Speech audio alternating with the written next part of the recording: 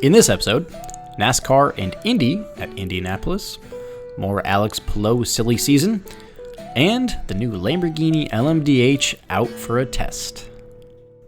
Welcome to episode 255 of the Weird Auto Show. What's up, Derek? Mr. Michael Rowell, this upcoming weekend, we're about to talk about some of the racing that happened this past weekend, but this upcoming weekend, I'm doing 24 hours at Le Mans in iRacing. That's usually in June. It is. This is the second time the service is doing it, which is kind of cool. There won't be nearly as many people doing it, but that's okay. The neat thing is the team that I'm running with has figured out a service that will let you look at telemetry. Kind of like real racing drivers would look at throttle and braking traces and like apexes and Gs and steering inputs and all that kind of stuff. That's pretty cool. We got all that.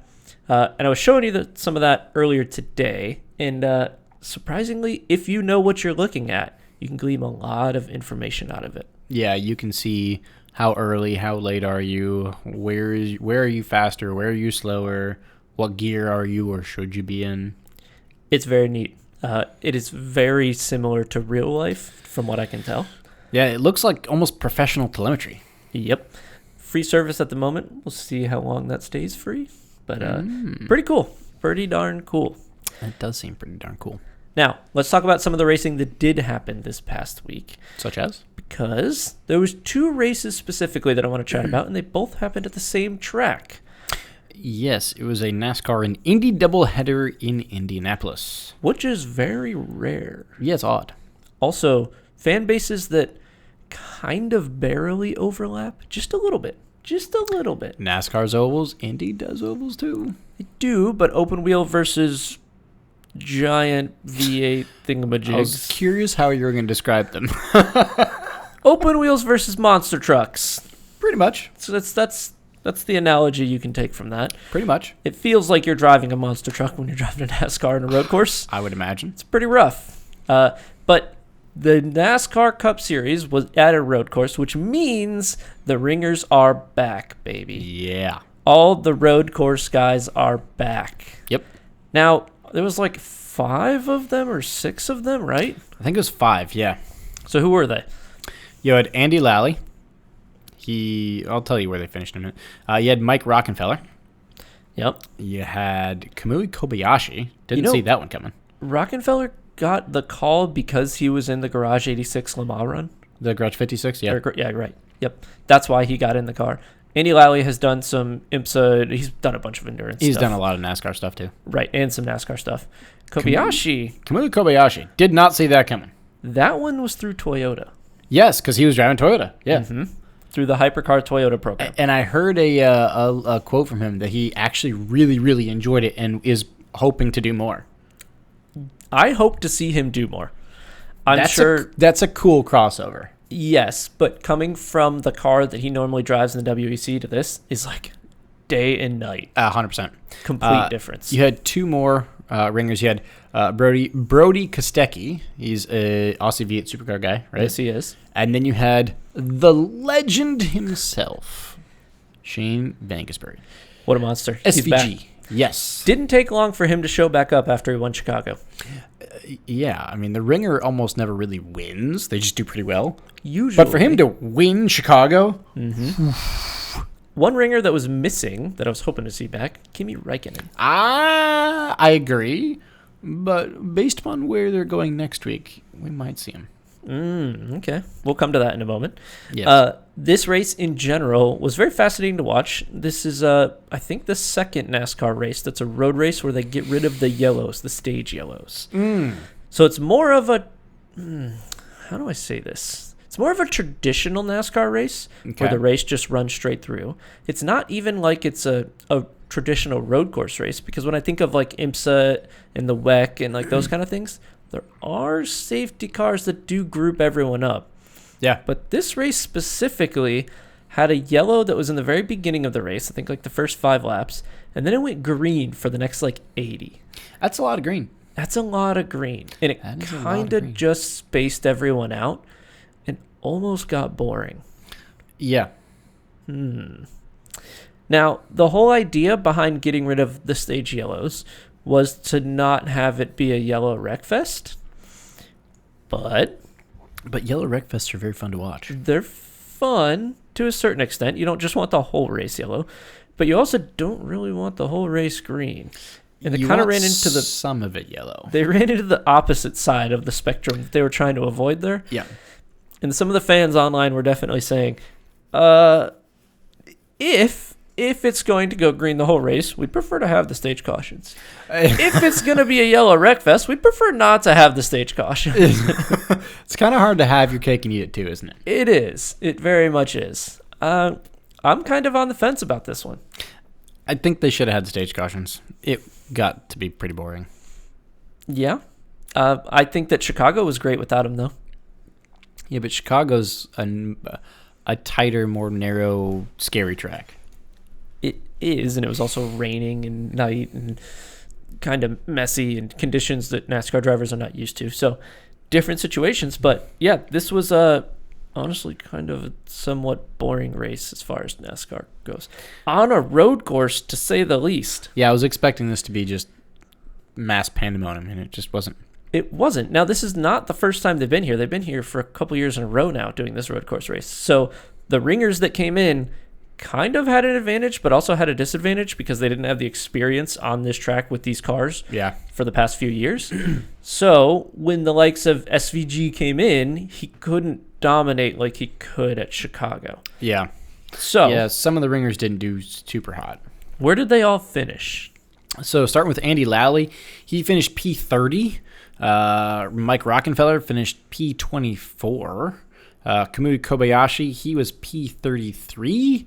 And Brody Kostecki, P22.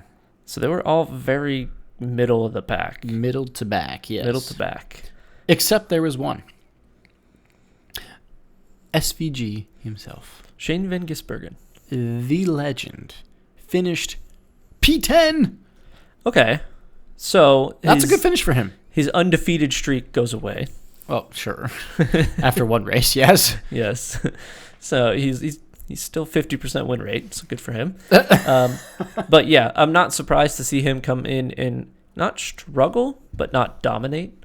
He had a good race. He had a good race, but he didn't wow the NASCAR community like he did in Chicago. Yeah. Different story, but he still did well. He did well enough that he'll certainly get lucrative contracts in the future. And I think he's actually been talking about doing way more cup races. I think he even mentioned that he wants to try some ovals too. I could... That That's a whole different can of worms, dude. would be wild. I'd love to see it, but I don't think he does well. I don't think he does well either. No. Watch him win it again. No. Certainly not. No. So that was NASCAR. Now, who finished on the podium here? All right, podium. P3, Daniel Suarez. P2, Chase Elliott. And P1, the winner of the race was Mr. Michael McDowell.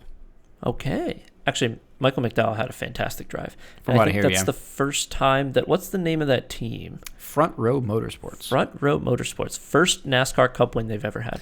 That's pretty cool. That is cool. That is good for them. cool. Good for them. So that was NASCAR. Now, that actually happened on Sunday. In the race we're about to talk about, the IndyCar race happened on Saturday. Yes. This race was another one of those kind of relatively clean races. Yeah, there was really only like one major caution. Just like in NASCAR, where it was at the beginning of the event. And it kind of did group everybody up, but then everybody got spread out throughout the rest of the race. Yeah. And it was a hard-fought race. Good racing, but not the crash fest, so depends on what kind of fan you are. Yeah, on the first lap, there was a pretty big pileup. You had, let's see, Will Power, Scott Dixon, Romain Grosjean, and maybe one more. I don't remember. But there was a bit of a big pileup with all that. And, yes, indeed. A couple people didn't come out so hot, and one did. Who was that? Scott Dixon. Scott Dixon drove from nearly the back of the field to win that race. Yeah, that's a hell of a drive. Yeah, he got spun around on lap 2 or 3. No, lap 1. Was it lap 1? It was literally the opening lap, yes. And then drove his way back. That's a great drive. He's a legend, dude. I think that just made him the most wins or consecutive starts or something. He broke a record there. There was some record that he broke, but he will go down in the IndyCar history books for one of the best IndyCar drivers. And this race doesn't just solidify it, it really makes it known. It cemented that completely. Yeah. That guy's a monster. How do you go from getting spun out on the first lap, going to the back of the pack, to then driving your way all the way up to the front and winning it? Yeah. And meanwhile, at the last few laps, he actually had a good battle with Graham Rahal. Graham Rahal was going to catch him. If there was 2 more laps in that race, Graham Rahal wins that race. Yeah, I mean, the last lap, Rahal was 4/10 back. Yeah, he's 5/10 really back. I mean, that's striking distance if you have some push to pass left. Certainly is. No, it was overall a pretty good race.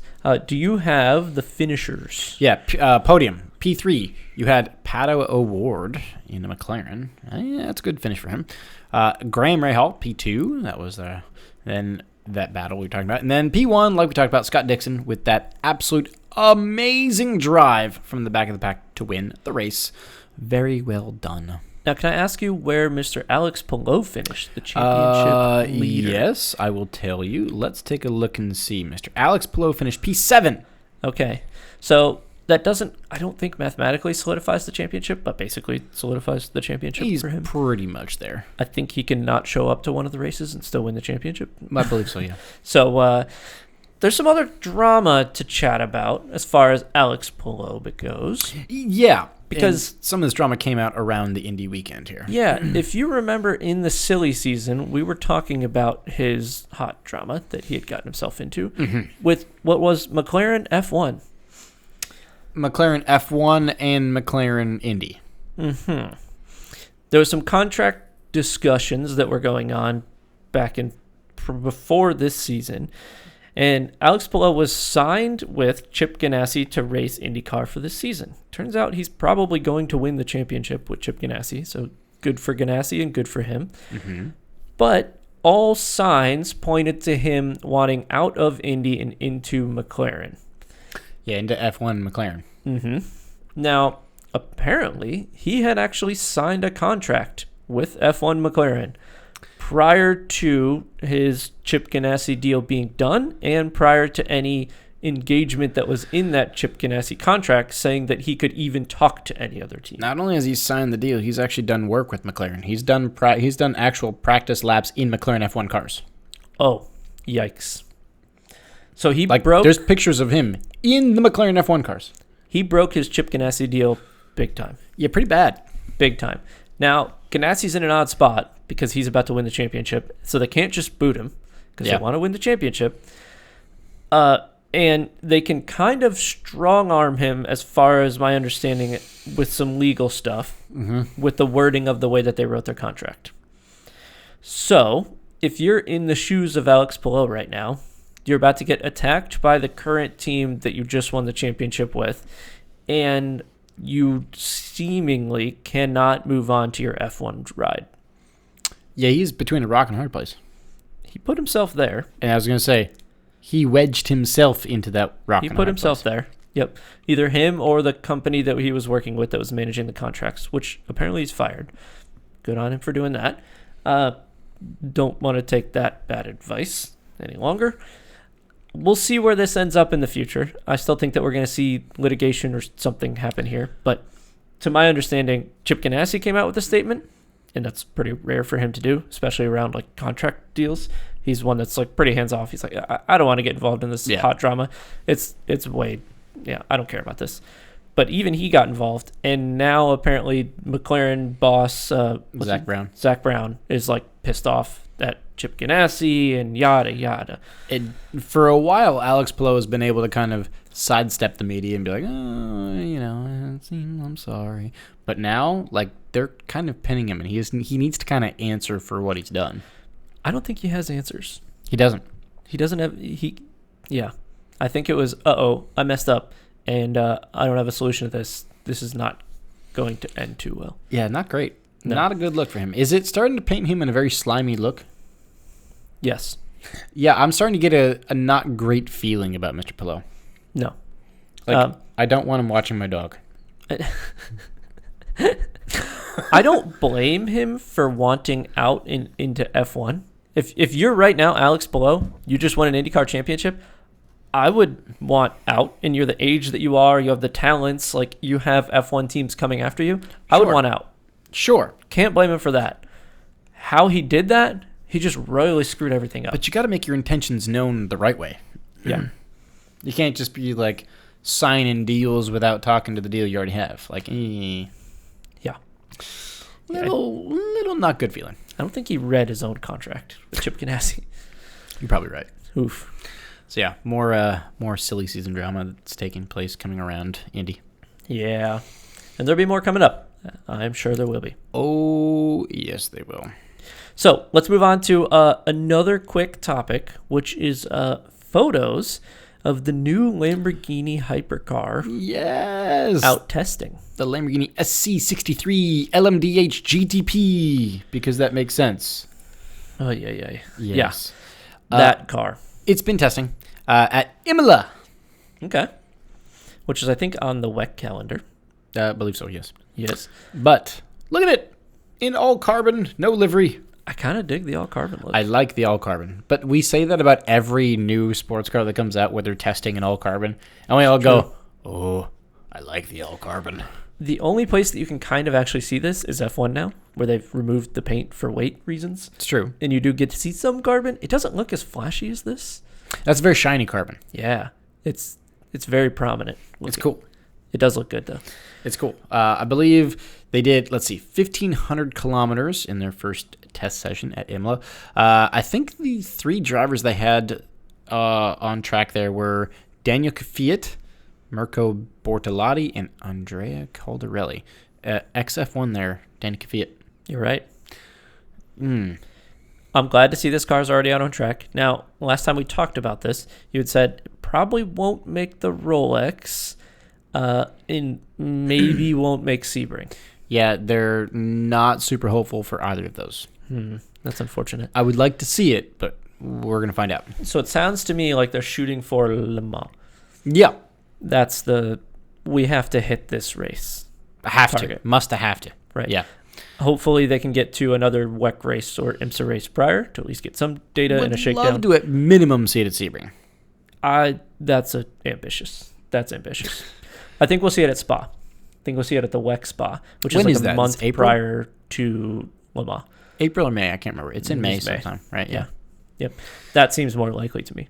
You're probably right, because that's when the Peugeots first made their arrival, didn't they? Wasn't it at Spa? Yep. When we first saw those come out? That's the shakedown before Le Mans, basically. Pretty It's much. missing some headlights. Well, they're there. They're just covered up by carbon. Are they? Yes. Those triangles are headlights. Okay. Those carbon triangles. I wonder if there's actually anything in there. I don't know. That's what I meant by they're missing some headlights. Oh. Like the electronics bits are just gone. I don't know. I'd probably correct, because I will say the majority of the test was done calibrating the 3.8 liter twin turbo V8. So Okay. well, Engine tuning. But it has been spied testing, and I'm Sweet. very excited to see the new Lamborghini LMDh compete against others. Yeah, should be awesome. Yes. So this weekend, some races on the menu. You have pretty much the headliner is going to be a NASCAR race. So NASCAR is racing Watkins Glen, which is where Kimi Räikkönen last raced NASCAR. That's true. So if he's going to race, maybe he races Watkins Glen. Well, Or road course ringers. Yeah, probably. And then the other real racing that's happened is SRO is going to be at Road America. Okay. That might actually be pretty good. That'll be very good to watch. Yeah. But that's really all we got this weekend. Not much. No F1, no Indy. Believe No F1 IMSA. comes back not this weekend, but next weekend? Yeah, next weekend they're in the Dutch Grand Prix at the Circuit of Zandvoort. I know who's going to win. Oh, it's going to be Logan Sargent, isn't it? Oh, yeah, that's who it is. I'm pretty sure not. Yeah. So, yeah, that's all we got for the racing world. You got anything else? I do not. Let's That wraps up then. Thanks so much for watching and listening. If you are watching on YouTube, please subscribe to the channel, leave a thumbs up, and drop a comment. Let us know, what was your favorite to watch, the NASCAR Indy race or the Indy race? Be curious to know your thoughts there. Leave that in the comments here. And if you're listening on audio only, send us those thoughts via social. Facebook is We Are Auto, Instagram is We Are Auto _, YouTube is We Are Auto, and our website is weareauto.io. So, thanks again. Catch you guys in the next one. Peace.